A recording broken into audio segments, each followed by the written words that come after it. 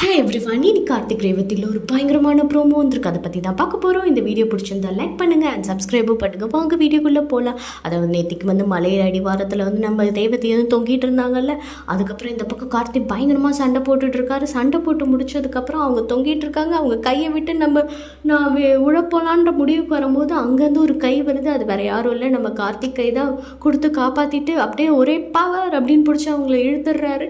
இழுத்தோடனே அவங்களும் என்னது நம்ம பொழைச்சிட்டோமா அப்படின்ற மாதிரி ஒரு யோசனையில் இருக்காங்க.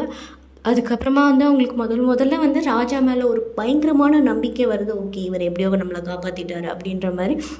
அதுக்கப்புறமா அவங்க ரெண்டு பேரும் என்ன பண்ணுறாங்களா, இனிமேல் இங்கே இருக்கிறது ரொம்ப டேஞ்சர், ஸோ கிளம்பி நம்ம ஊருக்கே போயிடலான்னு சொல்லிட்டு ஊருக்கு போகிறாங்க. ஊருக்கு போனோடனே அங்கே சும்மா இல்லாமல் சாமுண்டேஸ்வரி என்ன பண்ணுறாங்கன்னா, அடுத்து நம்ம கோயில் ட்ரிப் அப்படின்ற மாதிரி ஒரு பிளானை போடுறாங்க. ஸோ அங்கே பார்த்திங்கன்னா நம்ம பரமேஸ்வரி அவங்க இருக்கிற இடத்துல அந்த கோயில் ட்ரிப்பு போகலான்ற பிளான் போட்டுட்டாங்க. முதல்ல ராஜராஜன்ட்ட சத்தியம் வாங்கிட்டாங்க. இந்த பாருங்கள், உங்கள் அம்மா அப்பா இருக்கிற ஊருக்கு போகிறோம், அதனால் உங்கள் அம்மா வீட்டுக்கெலாம் போகணுன்னு அடம் பிடிச்சிங்கன்னா அவ்வளவுதான் அப்படின்ற மாதிரிலாம் அவங்க சொல்கிறாங்க. உடனே ராஜராஜனும் நோ செல்லக்குட்டி, நான் அங்கெல்லாம் போக மாட்டேன், நான் நிஜமாக இவங்க கூட தான் இருப்பேன் அப்படின்ற மாதிரிலாம் சொல்லிட்டு இருக்காரு. அவருக்கு ஒரு பக்கம் ஜாலி ஆகிடுது, அப்பா நம்ம ஊருக்கு போகிறோம் அப்படின்ற மாதிரி. அதுக்கப்புறமா எல்லோரும் பேக் பண்ணிவிட்டு அவங்க ஊருக்கு போகிறாங்க. இந்த பக்கம் பார்த்திங்கன்னா நம்ம சிவனாண்டி என்ன பண்ணிட்டு இருக்காருன்னா, அந்த பெருமாளுக்கு உண்மையெல்லாம் தெரியும்ல, ராஜா தான் கார்த்தி தான் ராஜா. பட் அவர் ஒரு பைத்தியம் பிடிச்ச கேரக்டராக வச்சுருக்கிறதுனால அவர் ஒரு பக்கம் சுற்றிட்டு இருக்காரு. அவர் சிவனாண்டிகிட்ட சொல்லிடுறாரு, எனக்கு தெரிஞ்ச ராஜா தான் கார்த்திக் ராஜா, அவங்க தான் பரமேஸ்வரியோட பேரன் அப்படின்ற மாதிரி சொல்லிடுறாங்க. சிவனாண்டிக்கு இவர் சொல்கிறது நம்பலாமா வேணாமா, இவரே ஒரு பைத்தியன்ற மாதிரி தான் நாட்டில் சொல்லிட்டு இருக்காங்கன்னு சொல்லிட்டு அவருக்கும் லைட்டாக டவுட் வருது.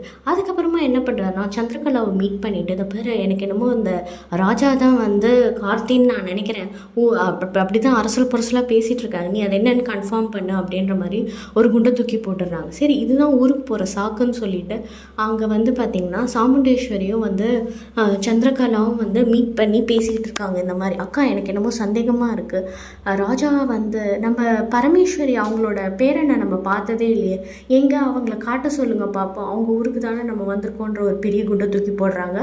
அதுக்கப்புறமா நம்ம கார்த்திக்கும் இதை தெரிஞ்சுட்டு நம்ம என்ன பண்ணுறதுன்னு தெரிஞ்சு யோசிச்சுட்டு இருக்காங்க.